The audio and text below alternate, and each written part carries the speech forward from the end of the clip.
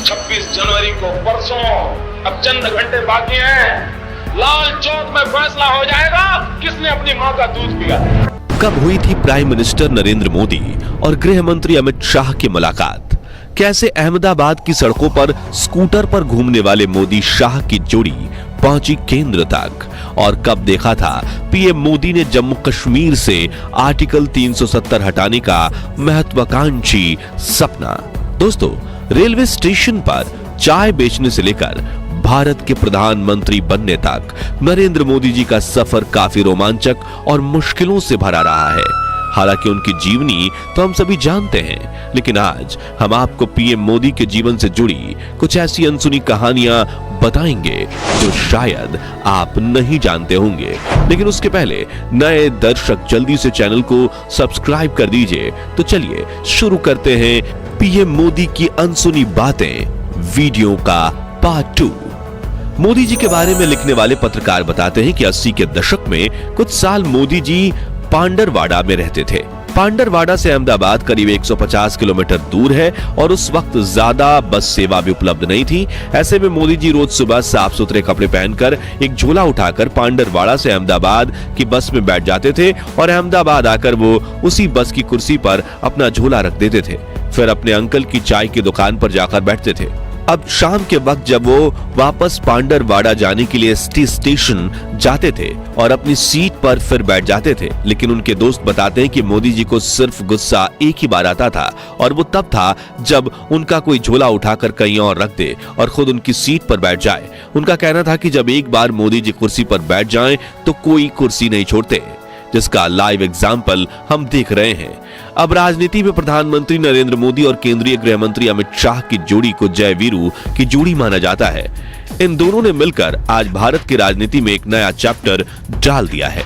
लेकिन क्या आप जानते हैं कि नरेंद्र मोदी और अमित शाह की मुलाकात कब हुई थी? तो साल 1982 में नरेंद्र मोदी अहमदाबाद में राष्ट्रीय स्वयंसेवक संघ के प्रचारक के रूप में काम किया करते थे। उसी वक्त 17 वर्षीय नौजवान अमित शाह ने भी आरएसएस की कई छात्र इकाई अखिल भारतीय विद्यार्थी परिषद को ज्वाइन किया। तभी संघ के ऑफिस में इन दोनों की औपचारिक मुलाकात हुई थी, जिसके बाद आरएसएस की शाखाओं से जुड़े कई कार्यक्रमों में इन दोनों की मुलाकात होने लगी। और यहाँ मजेदार बात यह थी कि नरेंद्र मोदी और अमित शाह दोनों की विचारधारा में काफी समानता थी और मोदी जी अमित शाह की सोच से काफी प्रभावित थे। इसी तरह जान पहचान धीरे धीरे गहरी दोस्ती में बदलने लगी और 1986 आते आते ये दोनों सच्चे दोस्त बन गए। इसी साल नरेंद्र मोदी ने भाजपा पार्टी से जुड़कर राजनीति में भी कदम रखा और भाजपा ने उन्हें गुजरात बीजेपी में संगठन महामंत्री के पद पर तैनात किया। उस वक्त नरेंद्र मोदी को एक राइट हैंड की जरूरत थी जो गुजरात में भाजपा पार्टी को ताकतवर बनाने की रणनीति बनाने में उनकी सहायता करे और उन्होंने अमित शाह को ये जिम्मेदारी सौंप दी। अगले साल 1987 में अहमदाबाद में म्युनिसिपल इलेक्शन होता है। उस वक्त मोदी जी ने भारतीय जनता पार्टी के लिए खुद को इतना समर्पित कर दिया था कि वो इलेक्शन से पहले अहमदाबाद की हर गली नुक्कड़ का चक्कर काटते थे और देखते थे कि भाजपा उम्मीदवारों के पोस्टर वगैरह सही से लगे हुए हैं ना। इस दौरे पर नरेंद्र मोदी के पास कोई गाड़ी नहीं थी, वो एक स्कूटर पर जाते थे। जी हाँ, वो एक स्कूटर के पीछे बैठते थे और वो स्कूटर चलाते थे उनके जिगरी दोस्त अमित शाह। इसी तरह ये दोनों काफी लंबे समय तक अहमदाबाद की गलियों में स्कूटर पर घुमा करते थे, जो आज पीएम मोदी दुनिया के सबसे पावरफुल लीडर्स में से एक हैं। लेकिन इतनी ऊंचाइयों तक पहुंचने के लिए उन्होंने शुरुआत कहां से की, वो देखना भी काफी अहम है। इससे हमें उनकी विनम्रता और असली कारण का पता चलता है और वो पूरे भारतवासियों पर ऐसा जादू किया है कि आज आधे से ज्यादा देशवासियों के दिल में वो बैठ गए हैं। साथियों, अब जरा थोड़ा गौर से सुनिएगा। 90 के दशक में नरेंद्र मोदी और अमित शाह की जोड़ी का ही करिश्मा था कि उनके नेतृत्व में 1995 में हुए गुजरात के विधानसभा चुनाव में भाजपा को पहली बार जीत मिली। हालांकि तब भाजपा ने पार्टी के वरिष्ठ नेता केशुभाई पटेल को गुजरात का मुख्यमंत्री बनाया था। भारत के वरिष्ठ पत्रकार राजदीप सरदेसाई उस वक्त का एक इंसिडेंट बताते हैं। वो कहते हैं कि खानपुर अहमदाबाद में बीजेपी का छोटा सा ऑफिस था और मोदी जी बाहर बैठकर खाखरा खा रहे थे। बीजेपी के बाकी बड़े नेता जैसे कि शंकर सिंह बघेला, केशुभाई पटेल और सुरेश मेहता अंदर की तरफ बैठे थे। तभी मोदी जी के साथ बाहर कुर्सी पर बैठकर उन्हें मैं कहता हूं कि नरेंद्र भाई आप यहाँ क्यों बैठे हैं, अंदर जाइए ना। तो उन्होंने कहा कि नहीं नहीं, वो बड़े लोग हैं, उनको बैठने दीजिए, मैं यहाँ हूँ। यानी उनको मीटिंग में बुलाया भी नहीं गया था। लेकिन हाँ, पूरे देश के सामने तो नरेंद्र मोदी का शक्तिशाली व्यक्तित्व उभर कर सामने जरूर आने लगा था। हालांकि ये सिर्फ गुजरात के चुनाव की जीत का कारण नहीं था, बल्कि उससे 2 साल पहले नरेंद्र मोदी जी के नेतृत्व में ही देश में बहुत बड़ा आंदोलन हुआ था। जी हाँ, हम बात कर रहे हैं राम मंदिर आंदोलन की। सन 1990 में लाल कृष्ण आडवाणी भाजपा के अध्यक्ष हुआ करते थे और अयोध्या के विवादित भूमि पर एक बार फिर राम मंदिर बनाया जाए, जिससे मुगलों ने तोड़कर बाबरी मस्जिद बनाई थी। इस उद्देश्य से उन्होंने 12 सितंबर 1990 के दिन यह ऐलान किया था कि मैं रथ यात्रा के जरिए 30 अक्टूबर के दिन अयोध्या पहुंचूंगा, और उसी दिन उन्होंने अयोध्या में कार सेवा का ऐलान किया। फिर 25 सितंबर 1990 से सोमनाथ से अयोध्या की राम यात्रा शुरू हुई। उस दौरान नरेंद्र मोदी ही लाल कृष्ण आडवाणी के राइट हैंड बने थे। पूरे रथ यात्रा आंदोलन की कमान उन्होंने ही संभाली थी और 63 वर्षीय आडवाणी जी को कोई परेशानी ना हो, उसका ध्यान रखते हुए वो खुद भी उनके साथ सोमनाथ से अयोध्या के सफर पर निकले थे। करीब 1 महीने बाद रथ यात्रा बिहार पहुंची, जहां 23 अक्टूबर की रात लाल कृष्ण आडवाणी समस्तीपुर के सर्किट हाउस में रुके थे। तभी बिहार के लालू प्रसाद यादव की सरकार ने यह तय किया कि वो आडवाणी जी को अयोध्या नहीं पहुंचने देंगे, और रात के करीब 1:30 बजे आडवाणी जी को गिरफ्तार करने के लिए बिहार पुलिस सर्किट हाउस पहुंची। और उस वक्त की फुटेज में आप देख सकते हैं कि मोदी जी लाल कृष्ण आडवाणी के बिल्कुल बगल में उनकी ढाल बनकर खड़े हैं। दोस्तों, आप सभी जानते होंगे कि पीएम मोदी के नेतृत्व में ही 5 अगस्त 2019 को ऐतिहासिक फैसला आया था, जब जम्मू कश्मीर से आर्टिकल 370 हटाया गया था। लेकिन क्या आप जानते हैं कि यह नियम क्या था और क्यों जम्मू कश्मीर की जनता इससे परेशान हो चुकी थी? आइए जानते हैं। दरअसल 17 अक्टूबर 1949 के दिन भारत के संविधान में आर्टिकल 370 को शामिल किया गया था, जो जम्मू कश्मीर को भारत के संविधान से अलग रखता था। इसके तहत राज्य सरकार को अधिकार था कि वो अपना संविधान स्वयं तैयार करे। अगर संसद को राज्य में कोई कानून बनाना हो तो इसके लिए यहाँ की सरकार की मंजूरी लेनी होती थी। वहीं पहले जम्मू कश्मीर का राष्ट्रीय ध्वज भी अलग था, और तो और यहाँ के लोगों के राष्ट्रीय ध्वज का सम्मान करना भी अनिवार्य नहीं था।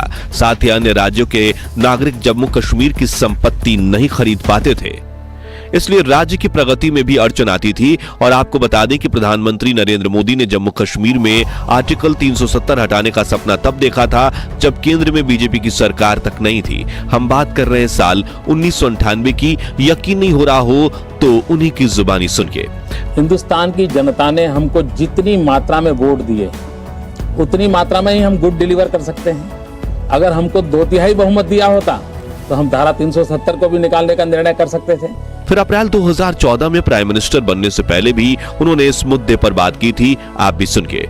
अगर कश्मीर को आगे बढ़ाना है और जो अच्छी चीजें हैं, अगर उसका लाभ कश्मीर को नहीं मिलता है और कश्मीर हमारा पीछे रह जाएगा तो देश का भला होगा क्या?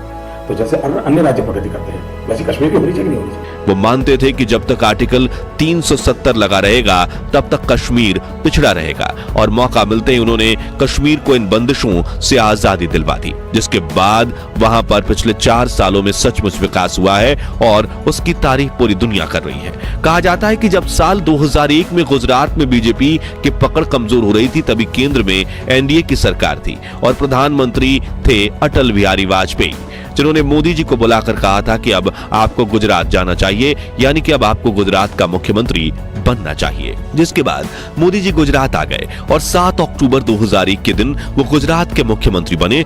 तभी पत्रकार सुधीर चौधरी ने एक इंटरव्यू में उनसे पूछा था कि आप मानते हैं कि गुजरात एक राम राज्य है जहां जाति पाति नहीं है, समस्याएं नहीं है? तभी मुख्यमंत्री नरेंद्र मोदी ने कहा था कि गुजरात में राम राज्य बनाने की बहुत संभावनाएं हैं। जिस भूमि ने गांधी को जन्म दिया है, उस भूमि में राम राज्य बनने की संभावना मैं बहुत ज्यादा देखता हूँ। फिर उन्होंने पूछा कि क्या आपकी दिल्ली से गुजरात में पैरा ड्रॉपिंग हुई है?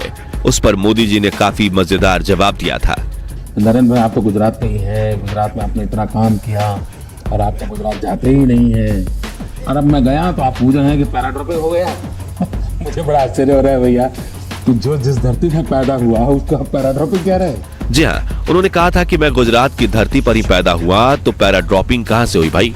खैर, नरेंद्र मोदी के गुजरात के मुख्यमंत्री बनने से पहले ही जनवरी 2001 में कच्छ में भयंकर भूकंप आया था, जिसने 20,000 से भी ज्यादा मासूमों की जान ले ली थी, 1,66,000 लोगों को जख्मी किया था और लाखों लोगों को बेघर कर दिया था। चीफ मिनिस्टर बनने के बाद कच्छ जाकर वहां के इतने बुरे हालात देखकर उन्होंने कच्छ के हालात सुधारने के संकल्प लिए और उनके नेतृत्व में जल्द ही पूरे राज्य को रिवाइव किया गया। मोदी जी ने कच्छ के रेगिस्तान में रह रहे लोगों तक उन्होंने नर्मदा नदी का पानी पहुंचाया और वहां कई उद्योगों का विकास करवाया और कच्छी लोगों को फिर अपने पैरों पर खड़ा होने में सहायता की।